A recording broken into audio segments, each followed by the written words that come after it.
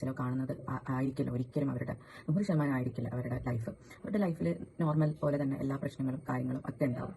കാരണം ഒരുപാട് എൻ്റെ കമൻറ്റ് ബോക്സിൽ തന്നെ ഞാൻ ഒരുപാട് കണ്ടിട്ടുണ്ട്, you are the luckiest wife, ഇത്രയും ഭാഗ്യം ചെയ്ത വേറെ കുട്ടിയില്ല, എന്ത് ഭാഗ്യവതിയാണ്. ഞാൻ നിങ്ങളുടെ ഒരു കാര്യം ചോദിച്ചോട്ടെ, ജസ്റ്റ് ഒരു ഫുഡ് ഉണ്ടാക്കി തരുന്ന അത് മാത്രമാണോ ഒരു ഹസ്ബൻഡിൻ്റെ ക്വാളിറ്റി? ഞാൻ എൻ്റെ വീട്ടിലാണ് കേട്ടോ ഉള്ളത്. ഞാൻ ഇങ്ങനെ ഒരു വീഡിയോ ഷൂട്ട് ചെയ്യുന്നത് ആർക്കും അറിയത്തില്ല. ഞാൻ ഒറ്റയ്ക്കാണ് ഈ വീഡിയോ ഷൂട്ട് ചെയ്യുന്നത്. ഇത് ഞാൻ പോസ്റ്റ് ചെയ്യണമെന്ന് തീരുമാനിച്ചുകൊണ്ട് തന്നെയാണ് ഈ വീഡിയോ ഷൂട്ട് ചെയ്യുന്നത്. ഹായ് ഫ്രണ്ട്സ്, എല്ലാവർക്കും പുതിയൊരു വീഡിയോയിലോട്ട് സ്വാഗതം. എല്ലാവർക്കും സുഖമാണെന്ന് വിചാരിക്കുന്നു. അതുപോലെ തന്നെ എൻ്റെ വീഡിയോ പുതുതായിട്ട് കാണുന്നവരുണ്ടെങ്കിൽ ഒന്ന് സബ്സ്ക്രൈബ് ചെയ്ത് സപ്പോർട്ട് ചെയ്യുന്നുണ്ട്. ഈ വീഡിയോ നിങ്ങൾ FBയിലാണ് കാണുന്നുണ്ടെങ്കിൽ ഒന്ന് ഫോളോ ചെയ്യാനും മറക്കരുത്. അപ്പോൾ ഡാനി ഡേയ്സ് എന്ന് പറഞ്ഞിട്ടൊരു യൂട്യൂബ് ചാനലാണ്. അവരുടെ ഞാൻ കുക്കിംഗ് ഒക്കെ ഭയങ്കര കുക്കിംഗ് ആണ് കേട്ടോ. അവരുടെ വെറൈറ്റി കുക്കിങ്സും കാര്യങ്ങളൊക്കെയാണ്. ഫേസ്ബുക്കിലും അതുപോലെ യൂട്യൂബിലൊക്കെ ഞാൻ അവരുടെ കുക്കിംഗ് വീഡിയോസൊക്കെ കാണാറുണ്ട്. നല്ല വെറൈറ്റി ആയിട്ടുള്ള കാര്യങ്ങളാണ്. അപ്പോൾ അതുകൊണ്ട് തന്നെ നമ്മളാരും അത് കണ്ടിരുന്നു പോകും. നല്ല കാണാനൊരു ഇതുള്ളൊരു ഇതാണ്. വെറൈറ്റി ആയിട്ടുള്ള ഫുഡുകൾ ഉണ്ടാക്കുന്നത് കൊണ്ട് തന്നെ നമ്മളത് അവരുടെ ആ ഒരു വീഡിയോസും ഷോർട്സുകളൊക്കെ ഇരുന്ന് കണ്ടുപോകും. അത്രയും നല്ലൊരു യൂട്യൂബേഴ്സാണ് കേട്ടോ. അതിൻ്റെ ഒട്ടുമിക്ക യൂട്യൂബേഴ്സും ഞാൻ കാണാറുണ്ട്. അപ്പോൾ അതുകൊണ്ട് തന്നെ ഞാൻ ഈ ഒരു വീഡിയോ കാണാനിടയായി. അപ്പം പ്രാങ്ക് എന്ന രൂപേണ ഒരു വീഡിയോ ചെയ്തിരിക്കുകയാണ് അവർ. അവരുടെ വൈഫ് ചെയ്തിരിക്കുകയാണ്. പുള്ളിക്കാരി ഹസ്ബൻഡുമായിട്ട് ഇതായിട്ട് മുന്നോട്ട് പോകാൻ പറ്റുന്നില്ല, ഞങ്ങൾ തമ്മിൽ അങ്ങനെ ഒരു ഇതാണെന്നൊക്കെ പറഞ്ഞിട്ട് ചെയ്തിരിക്കുകയാണ് കേട്ടോ. അപ്പോൾ ആ ഒരു എന്ത് പ്രാങ്കിൻ്റെ പേരിലാണെങ്കിലും അങ്ങനെ ഒരു വീഡിയോ ചെയ്യുന്നതിനോട് എന്താണെങ്കിലും യോജിക്കാൻ കഴിയുന്നില്ല. അപ്പോൾ അതിലുള്ള കുറേ കമൻസ് തന്നെ കണ്ടു. ഇങ്ങനെ പ്രാങ്ക് വീഡിയോ ചെയ്തവരിപ്പോൾ വീട്ടിലിരിക്കുന്നുണ്ട്, നിങ്ങളത് വല്ലോ നോക്കുന്നുണ്ടോ, എന്ത് തമാശൻ്റെ പേരിലാണെങ്കിലും ജീവിതം വെച്ച് പ്രാങ്ക് ചെയ്യരുത് എന്നൊക്കെ പറഞ്ഞിട്ടുള്ള രീതിയിലുള്ള വീഡിയോസുകൾ കണ്ടു കേട്ടോ. അപ്പോൾ അതാണ് എനിക്കും പറയാനുള്ളത്. എന്ത് പ്രാങ്ക് ആണെങ്കിലും അങ്ങനെ ഈ ഒരു ജീവിതം വെച്ചിട്ട്, ഇപ്പോൾ 2 മക്കളാണ് അവർക്ക്, ആ ഒരു ജീവിതം വെച്ച് പ്രാങ്ക് ചെയ്യരുത് എന്നാണ് എനിക്കും ഈ ഒരു ഇതിൽ പറയാനുള്ളത്. അപ്പോൾ അത്രയ്ക്ക് മാത്രം നമ്മൾ ചിലപ്പോൾ എന്തെങ്കിലും തമാശ രൂപേണ നമ്മൾ പറഞ്ഞാലും ജീവിതത്തിൽ അങ്ങനെ പറഞ്ഞാലും അത് സത്യമാവാറുണ്ട്. അപ്പോൾ അതുകൊണ്ട് തന്നെ ഒരിക്കലും അങ്ങനൊരു തമാശ രൂപയാണെങ്കിലും നമ്മുടെ ജീവിതത്തെ വെച്ചിട്ട് എനിക്ക് സഹിക്കാൻ പറ്റുന്നില്ല, അങ്ങനെയാണ് ഇങ്ങനെയാണ്. അപ്പോൾ ഇവരുടെ ഒരു വീഡിയോ എടുത്ത് നോക്കുമ്പോൾ തന്നെ ഭർത്താവ് എല്ലാ ഫുഡും ഉണ്ടാക്കും, പുള്ളിക്കാരിക്ക് ഇഷ്ടപ്പെട്ടത് ഉണ്ടാക്കും, പുള്ളിക്കാരുടെ വായിൽ വെച്ച് കൊടുക്കും, ആ തരത്തിലുള്ള വീഡിയോസാണ്. അപ്പോൾ പെട്ടെന്ന് ഇങ്ങനെ ഒരു വീഡിയോ ആയിട്ട് വരുന്ന സമയത്ത് ആർക്കാണെങ്കിലും അത് അക്സെപ്റ്റ് ചെയ്യാൻ പറ്റില്ല. അപ്പോൾ ഇവർ ഒരുപാട് ആളുകൾ ഇഷ്ടപ്പെടുന്നവരുണ്ട്. അപ്പോൾ ഇഷ്ടപ്പെടുന്നവരുടെ മുമ്പിൽ വെറുപ്പ് സമ്പാദിക്കുന്ന രീതിയിലാണ് ഈ ഒരു വീഡിയോ എനിക്ക് പേഴ്സണലി തോന്നിയത് കേട്ടോ. അപ്പോൾ എന്തായാലും ബാക്കി കാര്യങ്ങളും കൂടെ നമുക്കൊന്ന് കണ്ടു നോക്കൂ. ഇതിപ്പം ഇങ്ങനെ ഷൂട്ട് ചെയ്യുന്നത് തെറ്റാണോ, ഇങ്ങനെ ഒരു വീഡിയോ തെറ്റാണോ ശരിയാണോ എന്ന് എനിക്കറിയത്തില്ല. പക്ഷേ ഞാൻ ഒരുപാട് ആലോചിച്ചു, എനിക്ക് ഇങ്ങനെ തന്നെ എടുക്കണം എന്ന് തന്നെയാണ് എനിക്ക് തീരുമാനം. മൈക്കില്ലാത്തതുകൊണ്ട് ഹോളിൽ ശബ്ദമൊക്കെ ഇൻട്രപ്റ്റ് ചെയ്യുന്നുണ്ടായിരിക്കും. ഇങ്ങനെ എൻ്റെ പുറത്ത് ഞാൻ റൂമിൻ്റെ അകത്ത് ഇരിക്കാം കേട്ടോ. അപ്പോൾ ഞാൻ ഇങ്ങനെ വീഡിയോ ഷൂട്ട് ചെയ്യാനായിട്ടുള്ള മെയിൻ കാരണം എന്ന് പറയാൻ പറ്റത്തില്ല. എനിക്ക് ആ പോസ്റ്റ് ചെയ്യാം അല്ലെങ്കിൽ ഇങ്ങനെ ഷൂട്ട് ചെയ്യാമെന്ന് എനിക്ക് തോന്നിയത് ഇപ്പോൾ റീസെൻ്റ്ലി വന്നിട്ടുള്ള വീഡിയോയ്ക്കകത്തുള്ള കമൻസ് ആണ്. ഈ വീഡിയോ കംപ്ലീറ്റ് ചെയ്യാൻ പറ്റുമോ എനിക്ക് അറിയത്തില്ല. കാരണം എൻ്റെ മൈൻഡ് അത്രയ്ക്ക് ഡിസ്റ്റർബ്ഡാണ്. ഓൾറെഡി എനിക്ക് ഈ ഹോർമോണൽ ചേഞ്ചസിൻ്റെ ഇതും പിന്നെ എനിക്ക് അല്ലാതെ ഉള്ള ഏട്ടൻ്റെ സൈഡിൽ ചെയ്യുന്നത്. ഇപ്പോൾ ഈ വീഡിയോ പോസ്റ്റ് ചെയ്യുമ്പോൾ എന്താണ് സംഭവിക്കുന്നത് എനിക്കറിയത്തില്ല. കാരണം ഏട്ടൻ അത്രയ്ക്ക് അഗ്രസീവ് ആയിക്കൊണ്ടിരിക്കുക എന്ന് വെച്ച് കഴിഞ്ഞാൽ അത് എന്തുകൊണ്ടാണെന്ന് എനിക്കറിയത്തില്ല. ഈ ഷോപ്പിലെ പ്രഷറാണോ, പിന്നെ ഈ ഷോപ്പൊക്കെ റണ്ണായി വരുന്നതിൻ്റെ ആണോ, ടയർഡ്നെസ്സിൻ്റെ ആണോ, എന്താണെന്ന് അറിയത്തില്ല. എന്തെങ്കിലും നമ്മളിത് സംസാരിക്കാൻ ചെയ്യുമ്പോൾ അത് ട്വിസ്റ്റ് ചെയ്ത് എൻ്റെ മണ്ടയ്ക്കാണ് വരുന്നത്. ഇപ്പോൾ നമ്മൾ ഭയങ്കര കാമായിട്ടായിരിക്കും സംസാരിക്കുന്നത്. എൻ്റെ ഫീലിംഗ്സ് എനിക്ക് കാണിക്കേണ്ടതോ അല്ലെങ്കിൽ എനിക്ക് കാണിക്കാൻ പറ്റുന്നത് എൻ്റെ ഹസ്ബൻഡിൻ്റെ അടുത്തല്ലേ. പക്ഷേ ഞാനിപ്പോൾ പേടിച്ചിട്ട് എൻ്റെ ഫീലിംഗ്സ് ഒക്കെ ഞാൻ ഹൈഡ് ചെയ്ത് എൻ്റെ മനസ്സിനുള്ളിൽ തന്നെ ഇട്ടേക്കുക. എന്ന് വെച്ച് കഴിഞ്ഞാൽ എനിക്ക് എൻ്റെ ദേഷ്യം കാണിക്കാൻ ആരുമില്ല.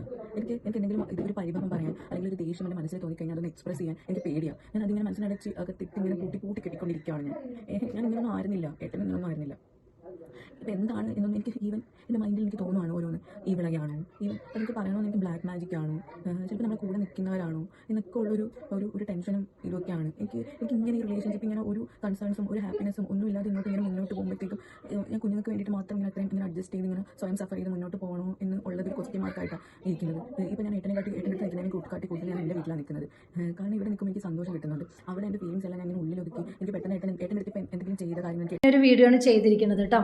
അപ്പോൾ ഇതേപോലെ തന്നെയാണ് ഇവർ രണ്ടാമത് പ്രഗ്നൻ്റ് ആയ സമയത്ത്, അയ്യോ ഞാൻ ഒട്ടും പ്രതീക്ഷിച്ചില്ല, രണ്ടാമതൊരു കുഞ്ഞ് എൻ്റെ മൂത്ത കുഞ്ഞിന് ഇനി സ്നേഹം നഷ്ടപ്പെടും, അതെനിക്ക് സഹിക്കാൻ കഴിയില്ല, ഇതാണെന്ന് പറഞ്ഞിട്ട് അങ്ങനെ ഒരു ഇത് കണ്ടിട്ടുണ്ടായിരുന്നു. അപ്പോൾ ആ ഒരു ഇതിലും ഇവർക്ക് ഭയങ്കര നെഗറ്റീവാണ് ഉണ്ടായിരുന്നത്. ഇപ്പോൾ പ്രഗ്നൻ്റ് ആകാതിരിക്കാൻ എന്തെല്ലാം ഫെസിലിറ്റീസ് ഉണ്ടല്ലേ, അതൊന്നും അവർ നോക്കാതെ പ്രഗ്നൻ്റ് ആയിട്ട് പിന്നെ നമ്മൾ കടന്ന് കരഞ്ഞിട്ട് ഒരു കുഞ്ഞെന്ന് പറയുന്ന ദൈവം തരുന്നൊരു അനുഗ്രഹമാണല്ലേ.